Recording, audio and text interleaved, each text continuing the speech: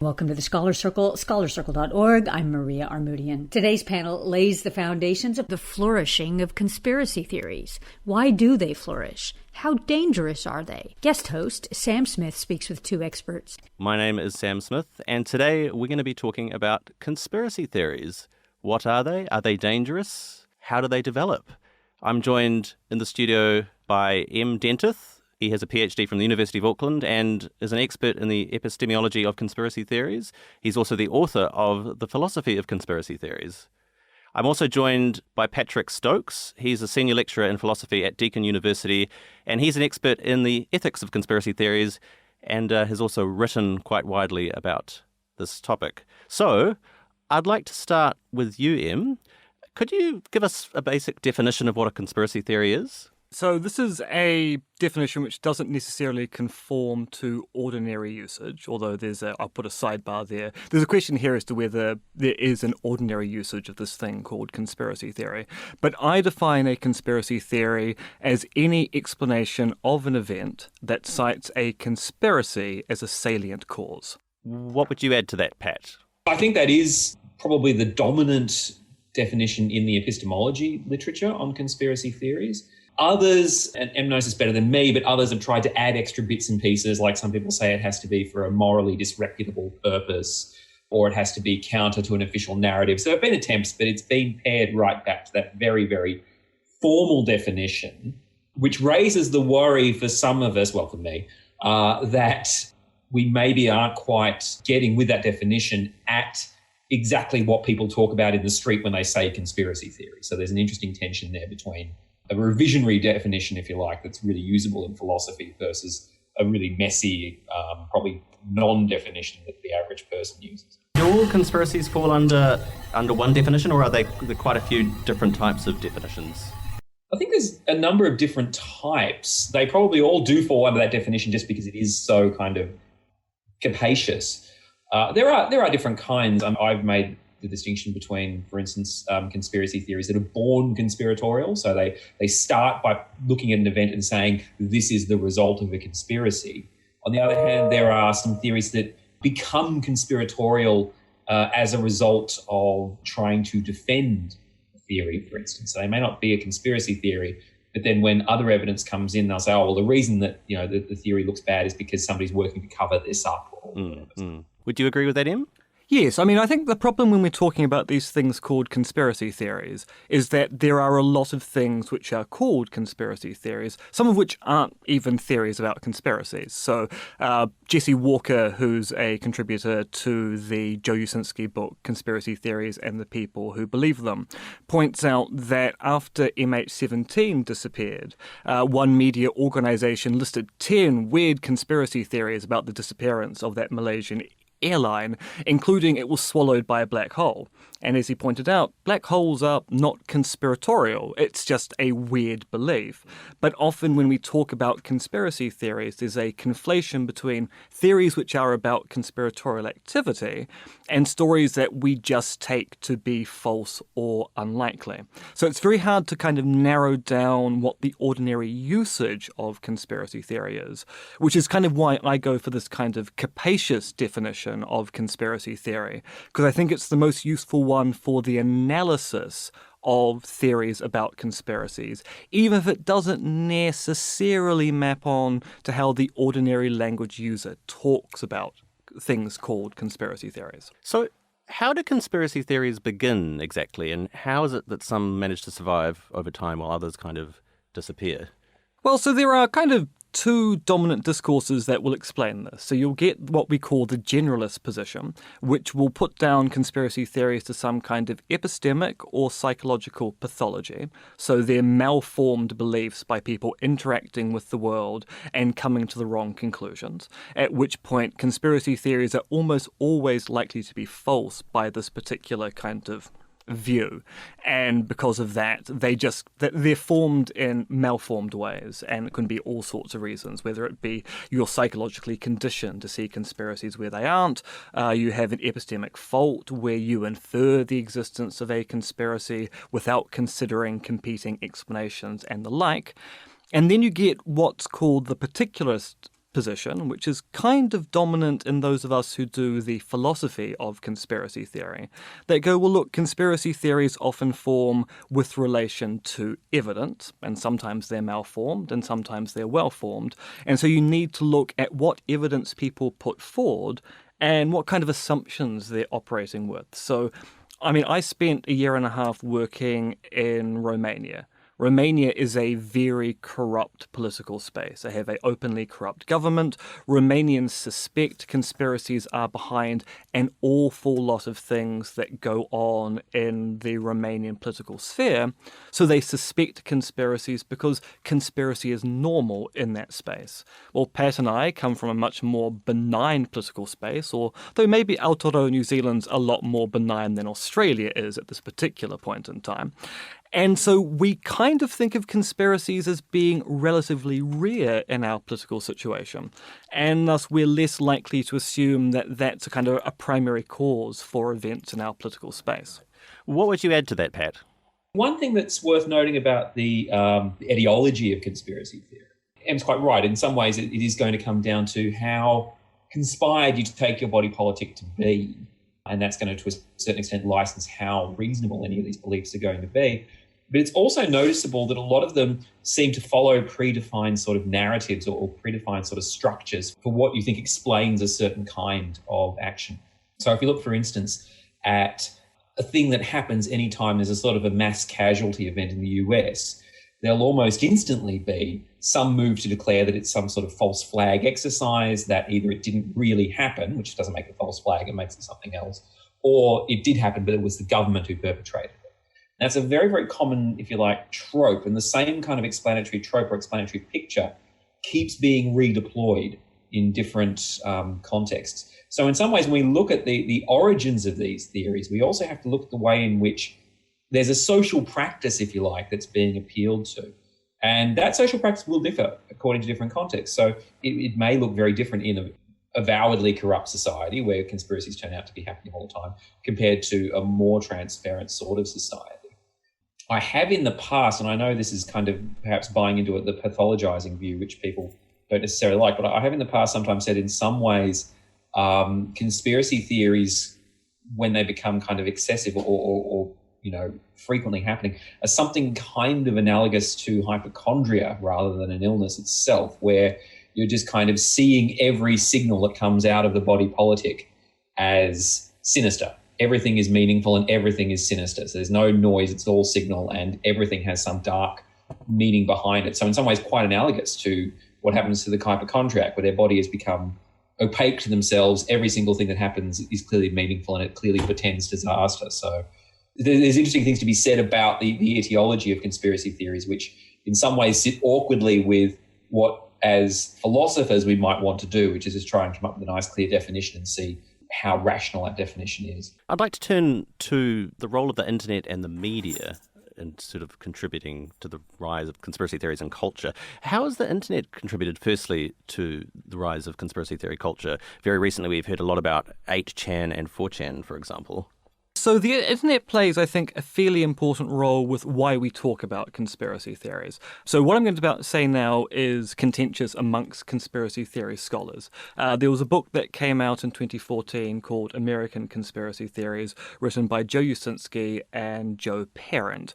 And they looked at a whole bunch of letters to the editor in newspapers in the US over the 20th century, trying to map as to when the peak of conspiracy theorizing was going on in US discourse. And they kind of say, well, look, the 1960s is the peak of when people were talking about conspiracy theories. And actually, conspiracy theories have been in steady decline ever since. And of course, this ends up being contentious amongst scholars of conspiracy theory because anecdotally, conspiracy theories look really, really popular at the moment. And Usinski and Parent go, well, that might just be a reporting thing. Because conspiracy theories are even more rare than usual, they actually end up being more notable. And so the media reports on them more. and thus we hear about them more. In the same respect, there's been a general decline in criminal activity in Western nations over the latter part of the 20th century, beginning of the 21st century, which has conversely led to increased reporting of crime because crime is more notable. So there is a question here as to whether conspiracy theories are the big issue they appear to be, but they certainly are very easily spread, because in the old days, and the old days is back in the 1960s or so, if you had a conspiracy theory and you wanted people to learn about it, you'd have to write a letter to the editor in a magazine, publish an article in a magazine, or write a book. And then you'd have to wait for people to read that material. Then you'd have to wait for people to reply to that material. And then you might engage in a really, really prolonged discussion of that material for years and years and years. Now, if I were to, say, put a conspiracy theory up on my blog, I would have people responding to it within hours, if not minutes, of the post going up. And so there's been a kind of weird focusing effect we're seeing with the internet. It's very easy to find out about conspiracy theories now. Pat? I'd add to that too that not only is it easy to find out about conspiracy theory, but with any kind of countercultural or counter-consensus belief of any sort, it's much, much easier to find your people now, right? It's much, much easier to find a community of people who believe the same things you do, or at least inclined to go down the same kind of pathways, which means that it's much easier to sustain these sorts of views because there's people around you who are prepared to constitute what Em would call a community of inquiry, taking a term from the pragmatists, who do actually explore and investigate these ideas, but also give you some validation, if you like, and make it much easier to maintain that sort of belief. So there's a point about speed of dissemination of conspiracy theory, but there's also a point about the way in which epistemic communities can arise that can reinforce these beliefs amongst each other. So, I mean, it's not a conspiracy theory, although it maybe generates conspiracy theory, but something like flat earth belief, which is kind of the shorthand now for, irrational belief or whatever, that not only is much easier to disseminate now, but it's also much, much easier to build a community of people and say, well, okay, maybe this is a rational thing to believe because so many of the people around me seem to entertain it as a serious view. It's much easier to form those communities now. How dangerous can it be for a conspiracy theory to flourish and the culture around certain conspiracy theories? Depends by what you mean by dangerous. There's two ways of looking at this. One is a consequentialist way, which is to say that conspiracy beliefs do often motivate people to do harmful sorts of things. We saw that with the Pizzagate controversy in the US not long ago, for instance, people actually bursting into restaurants with guns and things. The reply to that you can make, of course, is that in that conspiracy theories are neither a necessary nor sufficient condition for someone doing these sorts of things. Plenty of beliefs that are non-conspiratorial motivate people to do terrible things, and plenty of conspiracy theorists don't do terrible things. So there's that. I think in some ways conspiracy theory does make it easier to make accusations against people, for instance. So it's psychologically probably a bit easier to harass, say, a grieving parent by saying your child never really existed and you're a crisis actor. It's probably much easier to do that if you have a prior commitment to the world being a certain way and to a conspiracy as the best explanation for a certain kind of event.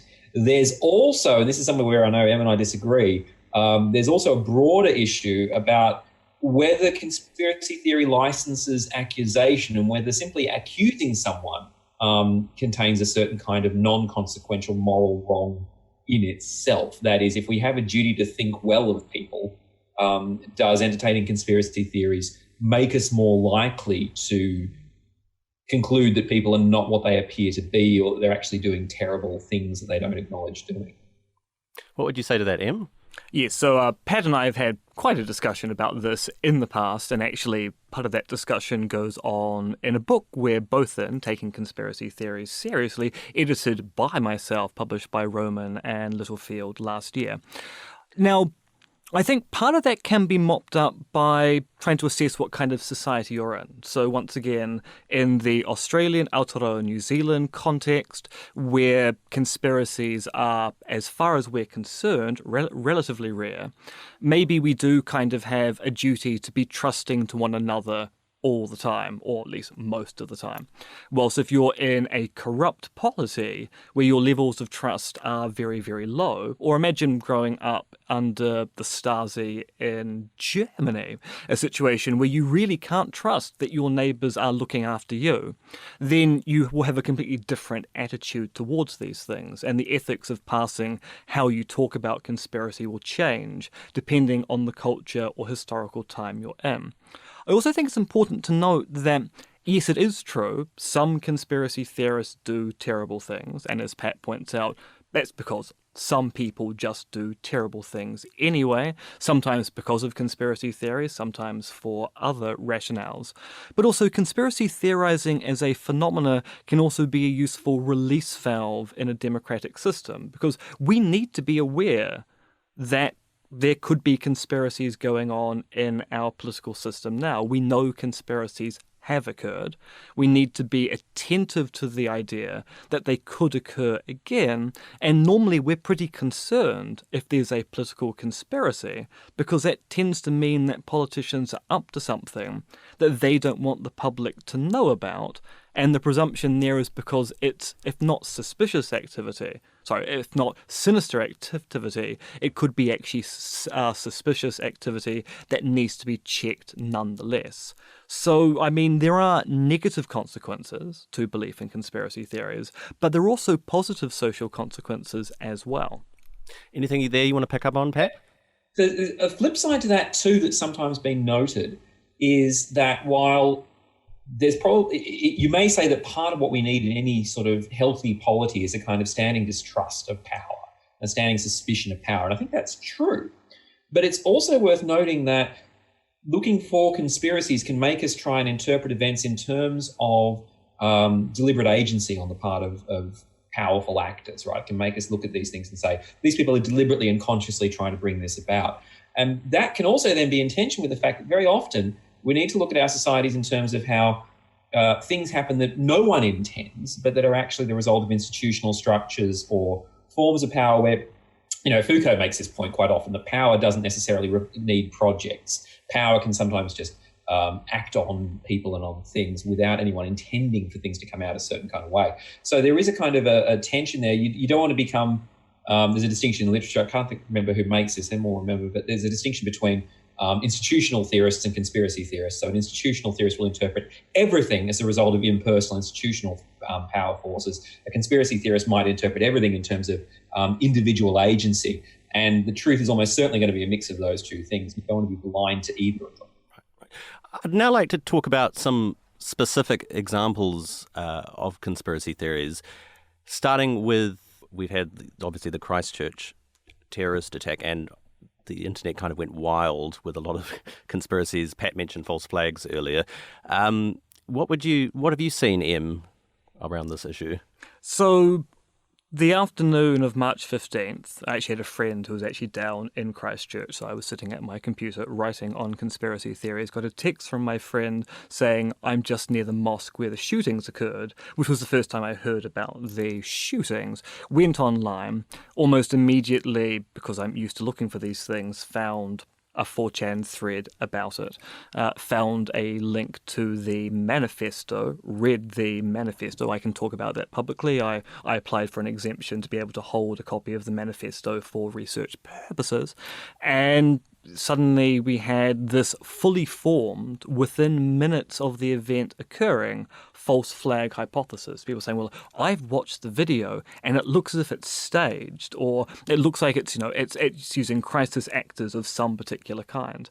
And yeah, this conspiracy theory emerged almost immediately. And I think that is part of what Pat's talking about here, about there being particular narratives. When you get a mass shooting, there is a certain class of person who thinks this event is so extraordinary that it must be fake in some sense, and immediately latch on to a kind of false flag mass shooting hypothesis, which then goes, well, if it's been faked, who could have faked it?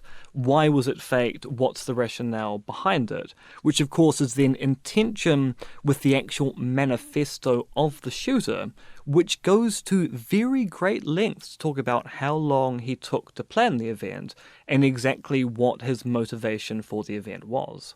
Pat, your response? That event is an interesting one in the sense that this may be part of why false flags type conspiracies do occur so much now, or rather the accusation of them occurs. Maybe precisely because that was such a mediated event. I mean, obviously not for the people who were there for the tragedy, but it was an event that was increasingly, like other mass casualty events, is presented to us almost in a kind of, heavily mediated sort of way where we can see things, but it's there, but it's not there. And that perhaps does lead people into this kind of distrust of spectacular society, which can lead people down that route. But also, again, as I say, if you're antecedently committed to the idea that false flag events happen and happen fairly routinely, that this is a thing that Western governments do, then it's going to be much easier to immediately interpret new surprising events and shocking events through that explanatory lens. Like you've already got, which we do with everything, right? When an event happens, we immediately have our kind of explanatory repertoires that we draw on to explain how this unexpected thing has come about. If a big part of your explanatory repertoire is the government acts behind the scenes and fakes this stuff, then it seems like that's going to be something that's going to be much easier to apply more or less automatically. Some events through history have led to some massive conspiracy theory industries around them, so to speak. I'm thinking here 9/11 truthers, the moon landing, John F. Kennedy's assassination. Why is it that events like these have taken on such a big mass industry scale, I guess, around them? Some of it is due to the way in which governments responded. So one of the interesting things about the assassination of JFK and the aftermath was the formation of the Warren Commission, which produced the Warren Commission report, which was made of party political insiders that people were suspicious would be there to kind of cover things up rather than reveal details. They then produce a report, the Warren Commission report, which is a set of volumes with no index whatsoever, and all of the evidence kind of put in a fairly random hodgepodge manner, which then led people to go, well, what are they trying to hide by trying to confound us? Now, the reality is that no one actually thought the Warren Commission report would ever be read, so there was no need to have an index. There was no need to be systematic with the approach of putting all the evidence down. But it turned out that JFK was a beloved president. People wanted to know why exactly did this lone gunman do what he did. And so the report and the response to the assassination, even if it wasn't a conspiracy, looked like a cover-up of some kind. So I can kind of understand why people conspiracy theorize around JFK. And I can kind of also understand why it continues to be a big issue, because people don't feel it's been dealt with properly, although I would argue actually there's been several very good books that really do put the final nail in the coffin to show that Oswald really was the person who did the event. Things like the moon landing are slightly more interesting.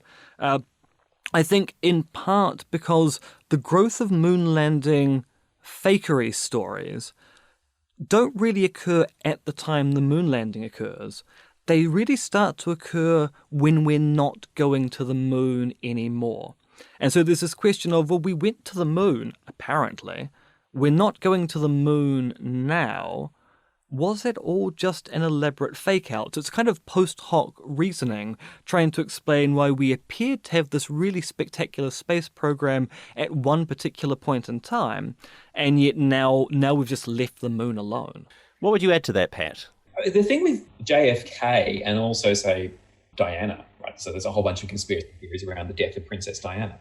Part of what's going on there too, I think, is that we just psychologically have a bias against the idea that big events can have mundane causes. And the thought that the president could be driving down the street and just get shot by a random guy from a window, or that, the Princess of Wales can die just because of a drunk driver. Those sorts of thoughts somehow offend our sense of the proper scale on which causation should work. And so we do try to reach for more larger or more elaborate events. Government responses, as Em says, are also really important. I mean, in the case of JFK, some of the data that's come out fairly recently suggests there was actually a bit of a conspiracy going on there, but it wasn't to kill the president. It was basically the CIA and the FBI not wanting to come out that they did actually know quite a bit about Oswald, and they really should have been able to stop this. So that stuff's interesting. Also, yeah, with the moon landing as well, there's the interesting fact that not only is it something that we stopped doing, it's also the fact that it's something that the average person has no epistemic access to. I think the way conspiracy belief operates in some ways is going to be sociologically very interestingly connected to the increasing lack of connection that we have to, or that the average person has, to the knowledge-generating mechanisms of society. We went to the moon. How do we know? Well, here's a bunch of photos we took. You're just going to have to trust us. Human activity is causing massive climate change that threatens to destroy us all. How do we know? Well, we have to offload that to scientists because most of us can't simply work that out for ourselves. Increasingly, we have this thing about distributed knowledge, right? That the expertise and knowledge is distributed among experts, which means that for most people, you have to take this stuff on trust. And you've got maybe if you're more and more alienated from those knowledge-generating mechanisms, then you've got less and less reason to trust them and more reason to see them as potentially being sinister or motivated against you. But I think that's linked to it too. Of course, not all conspiracies are overtly political. Some are kind of, I guess, more weird, or I guess they're quite fun to laugh at. I'm thinking people who are flat earthers or believe in the Illuminati or the 2012 Maya apocalypse idea. What do you make of some of those conspiracies? Yeah, some of them are just kind of, they have the appearance of games. And sometimes they take off beyond that, right? So the Paul McCartney is dead one, right, which started in the late 60s. Again, started basically as a joke. And what you can do is you can take one of these premises and then it then becomes a fun sort of game to try and put as much evidence together as you can for that. The Germans have got a really good one. There's one particular town in Germany and it's like, clearly this town doesn't exist because you don't know anyone who's ever been there. And so there's all these kind of things like that. Well, the Australia doesn't exist one, which is a good one actually, that Australia is a fake, which apparently circulated among some flat earthers.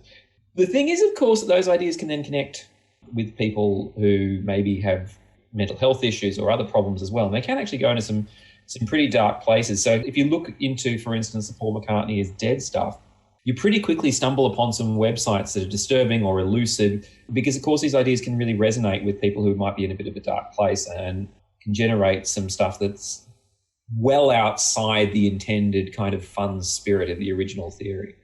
Another thing to note about these things is that there's a difference between being a true believer in some conspiracy theory and being someone who is willing to entertain the conspiracy theory but not being committed to its truth.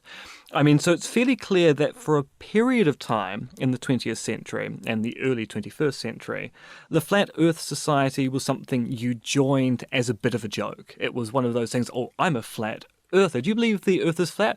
Well, it could be, but people didn't really believe it. They were just entertaining the idea. And I think, as Pat points out, the Paul McCartney is dead thing started off as a bit of a joke, where it was a fun conspiracy theory to talk about because it allowed you to go, well, look, we actually know so little about Paul McCartney's personal life, and there are all these gaps in the story that suddenly you can fill those gaps by putting a hypothesis. But what if he died? And it turns out people have done the same thing with Britney Spears. They've done the same thing with Avril Lavigne. There are all of these conspiracy theories that X was replaced with Y at point blah for some rationale. And it's not clear that people are serious about these. They're simply entertaining them. And that's something we need to kind of remember when we talk about conspiracy theories, is that not every conspiracy theorist is committed to the truth of the conspiracy theory they espouse. Sometimes they're simply entertaining an idea because it might be true, but if you push them, they're not actually going to say, I absolutely believe it. On another point, the town in question is Bielefeld, and it turns out that when I was in Romania last, I met someone who allegedly went to the university there, although frankly I found her stories very, very implausible. Now, both of you study conspiracy theories, obviously, but do either of you actually believe any conspiracy theories? Let's start with Pat. I don't know. To be honest, the ones I'd be most likely to believe would be, I don't, I think, but I'd be most likely to believe the idea that it was someone other than Oswald, or that Oswald didn't act alone. That to me has a certain plausibility to it, but I don't necessarily think it's true. I can't think of any off the top of my head that I do believe, but I'm sure actually, I suppose you could say there are ones that I believe that everyone accepts, all right? So the Gulf of Tonkin incident was bigged up to justify the invasion of Vietnam, for instance. Those sorts of things I think most of us kind of just accept. And this is a point that some of our colleagues have made, which is that in a sense everyone's a conspiracy theorist because everyone believes that at least certain conspiracy events did actually happen. Yeah. I mean, my standard response here is I'm more interested in talking about the theory of conspiracy theory. I don't want people to think that I'm prejudging my conclusions by saying I believe X or Y. But yes, the shortcut to that is historical events which were the result of conspiracy. Gulf of Tonkin, the assassination of Julius Caesar, the Moscow show trials, the Watergate affair. Depending on how you want to define things, the dodgy dossier motivation for the invasion of Iraq in 2003 all seem to be clear cases of cover-ups and collusion that led to events that were pejoratively labelled as conspiracy theories by people in power at the time, but turned out to be warranted on the evidence nonetheless. So in that particular respect, yes, there are a whole bunch of historical conspiracy theories that I'm quite willing to say, yes, those things really were beliefs that were resulting from conspiracies. Final thoughts. Pat, what do you see as the future being like for conspiracy theory culture? Do you think it's going to continue to grow, or is it going to continue a decline, so to speak? I think it probably will, just in the sense that there's been a definite kind of shift, or seems to have been a definite kind of shift in terms of people's willingness to take on board certain kinds of epistemic authority which had previously been arrogated to other kind of knowledge-generating mechanisms. So what I mean by that is people are just much less inclined to believe what governments or universities or doctors tell them is the case. And in that context of this much greater kind of epistemic suspicion, I think it's quite likely that we'll continue to see conspiracy theories offered, because very often to sustain those sorts of beliefs, you have to posit the corruption of a lot of these very powerful actors. So I don't see them going away anytime soon. I think they're probably perennial, but I also think that the times suit conspiracy theories, to put it that way. Final thoughts from you, Em? Yeah, so I think part of the issue, of course, is that we currently have a leader of a world superpower who engages in conspiracy rhetoric all the time. So even if there was a kind of breakdown in general trust in the population over time, which may or may not be justified depending on the kind of information you have about the world in which you live, when you have someone in charge of the US, like Donald Trump, who engages in conspiracy talk a lot and uses that to energize and enrage the base, then conspiracy theories become a really big issue. And given that there is this angst in America at the moment, can we fix our political system and go back to how things used to be, which still had a fair amount of conspiracy talk in it, but it was polite conspiracy talk, so it was acceptable.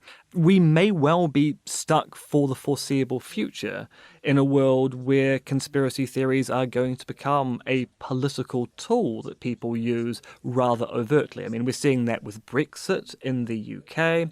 We're seeing the rise of that with populist governments in the EU. Arguably, it was a major part of the Australian election from just a week ago. It doesn't seem to be a major issue in Aotearoa, New Zealand at the moment, but our election is still a year and a bit away, and we really don't know whether we're going to follow the leader or continue to be a little benign dot on the landscape. Right, well, thank you very much, both of you, Patrick Stokes and M. Dentith. Thank you for coming on the show. Thank you. Absolute pleasure. M. Dentith is an expert in the epistemology of conspiracy theories. He's also the author of The Philosophy of Conspiracy Theories. Patrick Stokes is a senior lecturer in philosophy at Deakin University, and he's an expert in the ethics of conspiracy theories and has also written quite widely about this topic. And that's it for today's show. Thank you to all of our guests and to those who make this program possible. To Sud Dongre, our webmaster, Ankine Arasian, Melissa Chiprin, Mike Hurst, and Tim Page. Most of all, thank you for listening. If you missed part of the show, you can check out our archives at scholarcircle.org, kpfk.org, and please like us on Facebook, follow us on Twitter at Armoodian, and we'll see you next week.